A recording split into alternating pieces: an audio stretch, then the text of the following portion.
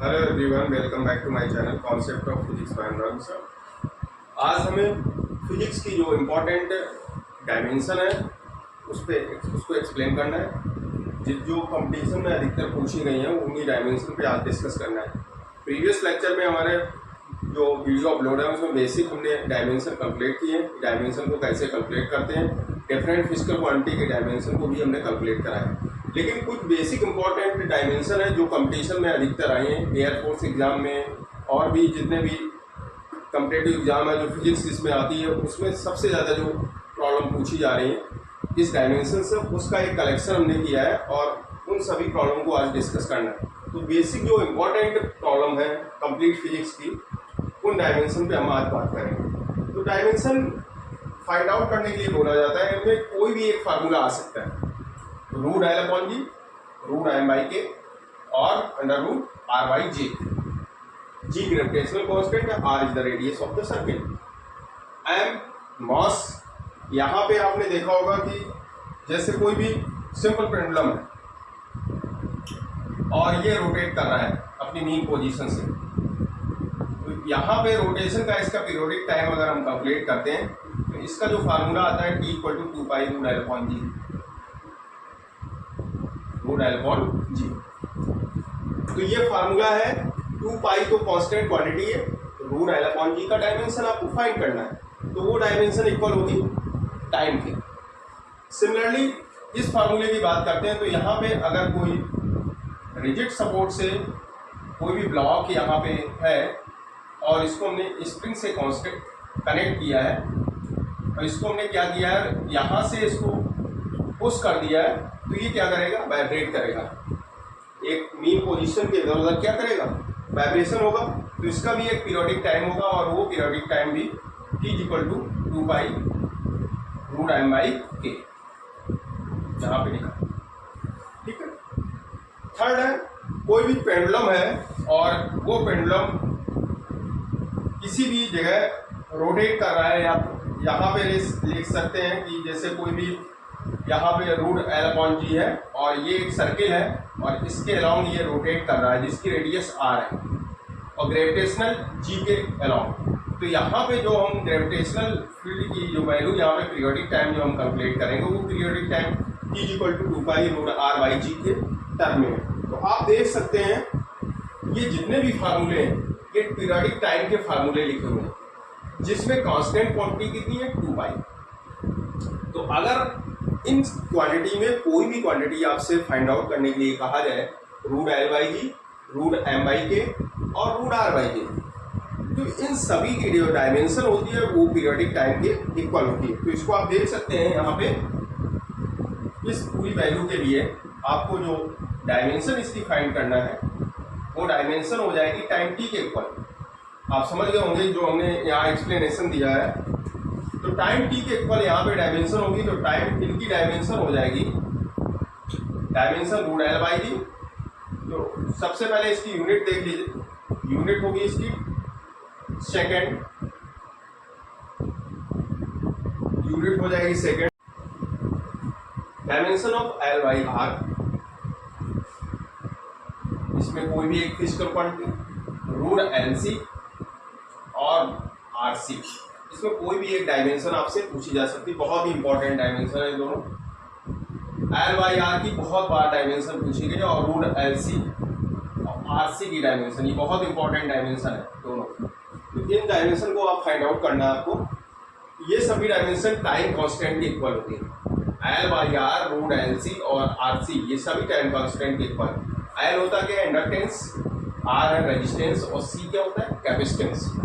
तो L by R, root L C और R C ये सभी क्वांटिटी होती है, इनकी जो यूनिट होती है एल बाई आर की, ये एक टाइम कांस्टेंट, जब आप यहाँ पे चार्जिंग और डिस्चार्जिंग निकालेंगे डेरिवेशन में, तो चार्जिंग डिस्चार्जिंग के केस में वहाँ पे आप पढ़ेंगे टाइम कांस्टेंट, एक टर्म आता है टाइम कांस्टेंट। तो ये टाइम कांस्टेंट के इक्वल होता है टाइम कांस्टेंट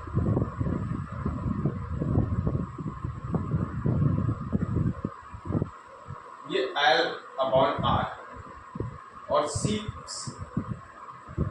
डिस्चार्जिंग के लिए निकलता है आर सी या सी आर, इसी को सी आर भी बोलते हैं, और तो ये सभी यूनिट किसके इक्वल होती हैं, और रूट एलसी की वैल्यू भी टी के इक्वल होती है। टी होता है टाइम। अब तो यहाँ पे इन सभी की L upon R root LC और एंड आरसी, इसकी यूनिट होती है इसकी second. Dimension of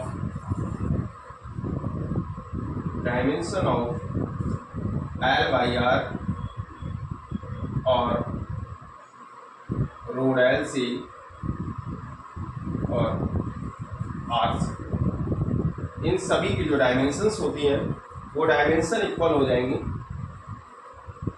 M 0 L की पावर 0 टी 1। ये सभी टाइम कांस्टेंट के इक्वल होती है। ये बहुत ही इंपॉर्टेंट डायमेंशंस है। सभी डायमेंशन टाइम के इक्वल है, आपको याद रखना है टाइम के इक्वल। इससे पहले भी टाइम का एक केस था, तो इसलिए सेकंड पेपर जब आप पढ़ेंगे तो उसमें जब इलेक्ट्रिसिटी पढ़ेंगे जाके तो वहाँ पे अल्टरनेटिंग करंट में आपको ये टर्म मिलेंगे। तो अल्टरनेटिंग करंट के लिए जब आप वहाँ पे चार्जिंग डिस्चार्जिंग का केस पढ़ेंगे तो वहाँ पे ये टाइम कांस्टेंट आपको मिलेगा। तो आपको ये डायमेंशन फाइंड आउट करने के लिए केवल इतना याद रखना है कि L by R root L C और आर सी का जो यूनिट होती है वो सेकेंड होती है और इसकी डायमेंशन ई के इक्वल टाइम की इक्वल हो जाएगी। तो इसका जो मास का है वो 0 हो जाएगा, लेंथ 0 हो जाएगी और इसका टाइम 1 रहेगा। तो इसकी डायमेंशन 0 0 1 हो जाएगी। एम 0 एल 0 और टी 1, तो ये डायमेंशन इसका स्क्रीनशॉट ले।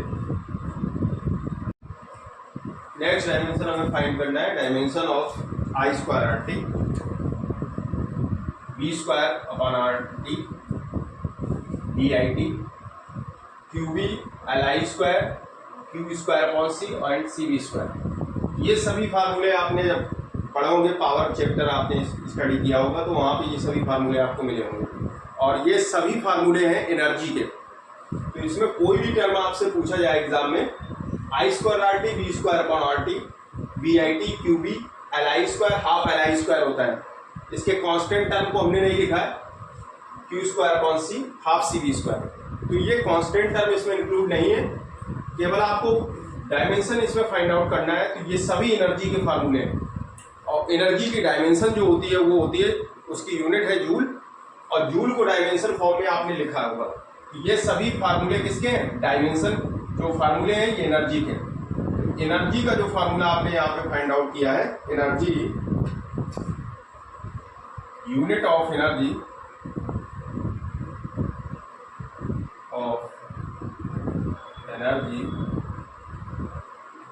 Joule, unit of energy joule. Then dimension of all ever फार्मूले, डायमेंशन ऑफ एनर्जी। इन सभी फार्मूले के लिए अगर इसकी किसी भी टर्म इसमें यूज किया जाए सभी की डायमेंशन हो जाएगी m1 l square p minus 2। All dimension equal to the joule, it is equal to the dimension of energy. Dimension of RT और dimension of B square upon RT, B square upon R into T, BIT and QB, LI square, Q square upon C and CB square. All dimension equal to the dimension of energy I am L square T minus 2। ये सभी dimension, इनकी सबकी dimension किसके equal है, energy dimension के equal है। इसकी भी डायमेंशन वही होगी, वही सेम इसकी, ये ऑल डायमेंशन इसी के इक्वल हो जाएंगे। मतलब इनमें कोई भी टर्म आपसे पूछा जाएगा एग्जाम में, सबकी डायमेंशन को आपको लिखना है M L square T minus 2। तो इसका स्क्रीनशॉट ले लीजिए। नेक्स्ट डायमेंशन है गैस कांस्टेंट। गैस कांस्टेंट की डायमेंशन यहाँ पे फाइंड करना है। गैस कांस्टेंट है क्या, PV equal to R T, mu R T होता है, PV equal to mu R T. तो यहाँ से डायमेंशन म्यू मोल, टी है केल्विन, इसका टेम्परेचर केल्विन हो जाएगा और ये जो पीवी की डायमेंशन है ये dimension equal to the joule. अब यहाँ पे आपको डायमेंशन फाइंड करना है, dimension of gas constant, dimension of gas constant are.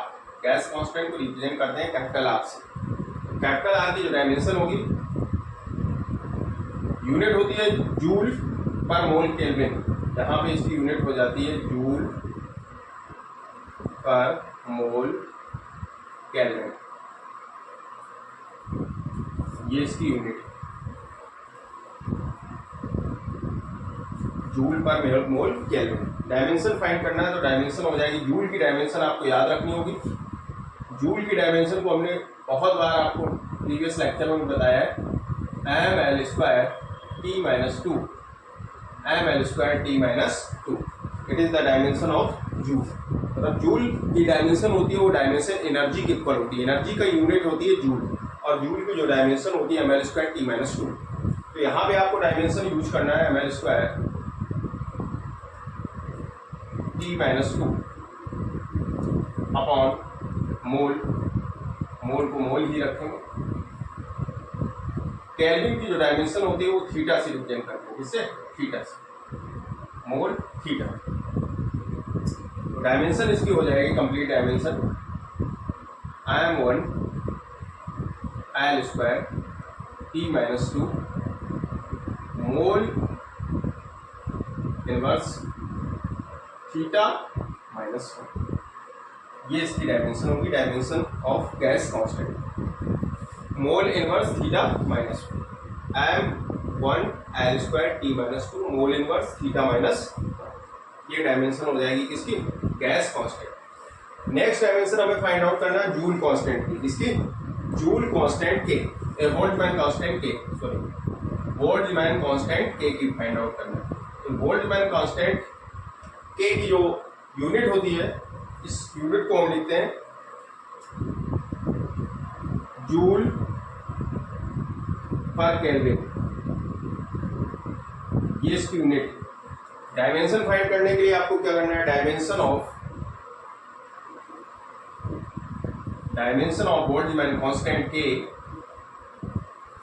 Boltzmann constant की डायमेंशन जो होगी, जूल को हम लिखते हैं ml² T - 2, केल्विन को लिखते हैं थीटा।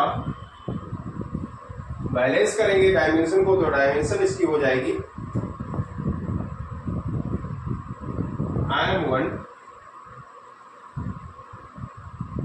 l² T - 2 थीटा -1, ये कंप्लीट डायमेंशन है आपके सामने किसकी, स्टीफन कांस्टेंट की। गैस कांस्टेंट, इसके बाद स्टीफन कांस्टेंट, सभी कांस्टेंट जितने भी कांस्टेंट की क्वांटिटी है फिजिक्स में और जो इम्पोर्टेंट क्वांटिटी है फिजिक्स की, वो सभी आपको आज कैलकुलेट करना है। तो यहाँ पे अभी गैस कांस्टेंट निकाला है, अभी इसके बाद में बोल्ट्जमैन कांस्टेंट निकाला। बोल्ट्जमैन कांस्टेंट का जो यूनिट होती है वो जूल पर केल्विन होती है, और गैस कांस्टेंट की यूनिट होती है जूल पर मोल केल्विन। इसमें मोल रहता है, यहाँ पे मोल नहीं रहता है, अपॉन में। यहाँ पे जूल पर मोल केल्विन होता है, यहाँ पे जूल पर केल्विन होता है। इसके बाद नेक्स्ट यूनिट हमें कंप्लीट करना है स्टीफन कांस्टेंट की। स्टीफन कांस्टेंट, स्टीफन्स लॉ जब आप पढ़ते हैं, E प्रोपोर्शनल टू T की power 4, E equal to sigma T की पावर 4। जब रेडिएशन आप चैप्टर पढ़ेंगे तो वहाँ पे ब्लैक बॉडी रेडिएशन निकालते हैं, तो उस ब्लैक बॉडी रेडिएशन में Stefan constant E proportional to T की पावर 4, तो E equal to sigma T की पावर 4, वहाँ पे आपको ये कैलकुलेट करना पड़ेगा। तो स्टीफन कांस्टेंट का जो यूनिट होती है वो वाट पर मीटर स्क्वायर सेकेंड, ये होती है यूनिट यहाँ पे वाट स्टीफन कांस्टेंट के लिए। तो स्टीफन कांस्टेंट की जो यूनिट यहाँ पे कैलकुलेट करेंगे, जहाँ वाट होता है, वाट को लिखते हैं joule second. Watt equal to क्या होता है, जूल सेकेंड। इसको हम लिखते हैं जूल पर सेकेंड। एक वाट में 1 जूल पर सेकेंड होते हैं, ठीक है। 1 watt equal to 1 joule per second. तो आपको डायमेंशन फाइंड आउट करना है, तो यूनिट इसकी हो जाएगी, यूनिट ऑफ स्टीफन कांस्टेंट, वाट की जगह आपको जूल पर सेकेंड यूज करना है, तो जूल सेकेंड ये हो गया, ये वाट की जगह हो गई, metre square kelvin, metre square kelvin. अब डायमेंशन इसकी फाइंड करना है, तो dimension of Stefan constant sigma equal, sigma की डायमेंशन हो जाएगी, जूल को हम क्या लिखेंगे, जूल को हम लिखेंगे ml²T-2। ये आपको याद रखना है, और हमने कम से कम पूरे लेक्चर में 10 बार आपको सभी वीडियो में बताया होगा कि जूल की डायमेंशन और न्यूटन की डायमेंशन को आपको याद रखना है। न्यूटन को क्या लिखते हैं ml/T-2, जूल को क्या लिखते हैं ml²T-2। इस डायमेंशन को आप भूलेंगे नहीं तो बहुत टाइम आपका बच जाएगा। तो जूल की डायरेक्ट हमने डायमेंशन रख दी है ml²T-2 अपॉन, सेकंड को क्या लिखेंगे, सेकंड हो जाएगा T, और यहाँ पहले मीटर के रख देते हैं L² इसके बाद थीटा, L² थीटा। अब आपको क्या करना, बैलेंस करना। देखो L² से L² टर्म कैंसिल हो जाएंगे, L² से L² कैंसिल, तो L की पावर क्या होगा 0, T यहाँ पे जब ऊपर जाएगा माइनस हो जाएगा, ठीक, तो -2 ऑलरेडी है, T ऊपर जाएगा -1 हो जाएगा, तो -2 -1 -3। तो यहाँ पे इसको अगर हम बैलेंस करेंगे तो M1L0 T को बैलेंस करना है, T-2 ऊपर है और T1 नीचे, जब ये ऊपर जाएगा T-1 हो जाएगा, तो -2 -1, तो यहाँ पे हो जाएगा T-3, और थीटा जब जाएगा तो थीटा हो जाएगा θ-1। ये डायमेंशन आपके सामने है, ये स्टीफन कांस्टेंट की डायमेंशन। तो सभी डायमेंशन अभी आपने फाइंड आउट की हैं। जूल कांस्टेंट के जो यूनिट है, गैस कांस्टेंट के लिए, गैस कांस्टेंट की जो यूनिट है उसको लिखते हैं जूल पर मोल केल्विन। ये यूनिट आपको बहुत अच्छे से याद रखना, इसी यूनिट से हमने इस डायमेंशन को फाइंड आउट किया। तो ये डायमेंशन आपके सामने, जब आपको यूनिट याद रहेगी तो डायमेंशन आपको याद रहेगी, क्योंकि आपको पता है जूल को लिखते हैं ml²T-2 upon mole theta.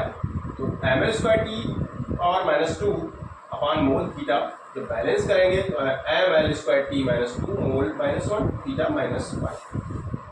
Second है बोल्ट्जमैन कांस्टेंट, इसकी जो यूनिट होती है वो जूल केल्विन होती है, और जूल की डायमेंशन आपको पता है ml²T-2 अपॉन थीटा। तो ये आपके सामने डायमेंशन आपके सामने है। इसके बाद लास्ट डायमेंशन है स्टीफन कांस्टेंट, बहुत ही इंपॉर्टेंट ये तीनों डायमेंशन है, अधिकतर एग्जाम में पूछी जाती है, आपको याद रखना होगा इसको। वाट अपॉन मीटर स्क्वायर केल्विन, वाट को लिखें जूल पर सेकंड, तो जूल पर सेकंड बैलेंस कर लेंगे unit in term of joule upon second metre square kelvin. Dimension आपने यूज की, तो ये डायमेंशन आपके सामने आई स्टीफन कांस्टेंट की जो डायमेंशन है M1L0 T-3 θ-1। आप इसका स्क्रीनशॉट लें। सेकेंड है dimension of entropy. Entropy measure disorder of the system. Entropy S equal to, इसका जो फार्मूला होता है S इक्वल टू dQ/T। ये हीट एनर्जी है dQ/T, इसकी यूनिट होती है एंट्रोपी की unit of entropy joule per kelvin, joule per kelvin. dθ/dt लिखते हैं एंट्रोपी को, एंट्रोपी होती है जूल पर केल्विन। अब आपको क्या करना है, इसकी डायमेंशन फाइंड आउट करना है। तो dimension of entropy, dimension of entropy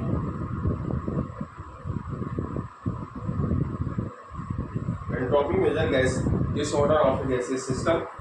then entropy इसका डायमेंशन हो जाएगी, जूल को लिखेंगे ml²T-2 अपॉन थीटा, बैलेंस कर लेंगे इसको। तो बैलेंस करने के बाद में इसकी जो डायमेंशन आ जाएगी वो आ जाएगी M1L²T-2 θ- ये डायमेंशन। ये एंट्रोपी की डायमेंशन है। सेकेंड है dimension of thermal capacity. Thermal capacity की यूनिट होती है joule per kelvin. Thermal capacity है जूल पर केल्विन, और इस जूल पर केल्विन के लिए इस थर्मल कैपेसिटी की जो आपने यहाँ पर फाइंड आउट की है, सेम एंट्रोपी की तरह इसकी भी डायमेंशन होगी, इसीलिए इसको एक साथ रखा है। तो डायमेंशन ऑफ थर्मल कैपेसिटी की जो डायमेंशन होगी यहाँ पे हो जाएगी ml square m1 l square t-2, it is the dimension of joule, और अपॉन थीटा तो थीटा माइनस। थर्मल कैपेसिटी और एंट्रोपी दोनों की डायमेंशन क्या है, सेम आपके सामने, और उसको फाइंड आउट किया है। यहाँ पे जूल पर केल्विन, क्योंकि dq अपॉन t होता है, डिसऑर्डर सिस्टम का मेजर करती है, तो dq अपॉन t, dq की जो डायमेंशन हो जाएगी वो हो जाएगी जूल अपॉन केल्विन। इसके बाद dimension of beam constant. Beam constant की डायमेंशन आपको फाइंड आउट करना है।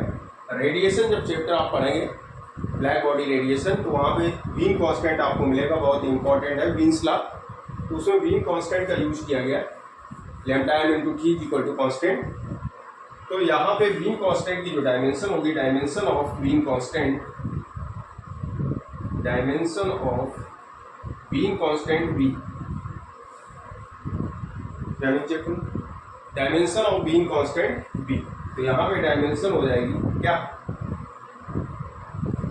मीटर केल्विन है, तो n की power 0 L1 T 0 theta, m0 L1 T0 theta 1, ये डायमेंशन हो जाएगी बीम कांस्टेंट का। बीम कांस्टेंट की आपको यूनिट याद रखनी है, मीटर केल्विन।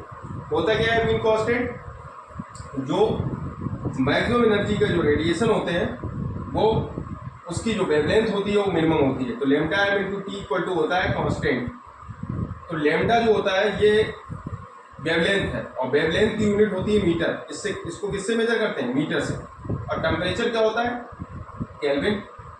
तो इसलिए इसकी जो यूनिट होती है वो मीटर केल्विन, मतलब लैम्डा को मीटर से और टी को केल्विन से। तो lambda m into T equal to होता है बीम कांस्टेंट। ये बीम्स लॉ, बीम्स लॉ अगर आपको पता है lambda m into T equal to constant, तो बीम्स लॉ के अकॉर्डिंग आप बीम्स कांस्टेंट की वैल्यू फाइंड आउट कर सकते हैं। तो बीम कांस्टेंट का जो यूनिट होती है वो मीटर केल्विन होती है। मीटर केल्विन के अकॉर्डिंग आप mlt के फॉर्म में रखना है, तो m0 L1 T0 थीटा 1, ये हो जाएगी इसकी डायमेंशन। इसी तरह आपको याद रखना है कि एंट्रोपी और थर्मल कैपेसिटी की डायमेंशन भी सेम रहती है। एंट्रोपी की dimension D theta upon T joule per kelvin, ये डायमेंशन आपके सामने है। और सिमिलर डायमेंशन ये, both dimension are equal, means entropy and thermal capacity सब दोनों की डायमेंशन क्या है, सेम। यूनिट सेम है तो डायमेंशन सेम होगी। इसी तरह के इंपॉर्टेंट यूनिट की डायमेंशन आपने जो फाइंड की है, ऐसी वीडियो इंपॉर्टेंट देखने के लिए आप चैनल को लाइक एंड सब्सक्राइब करें और बेल आइकन को प्रेस करें। Thank you.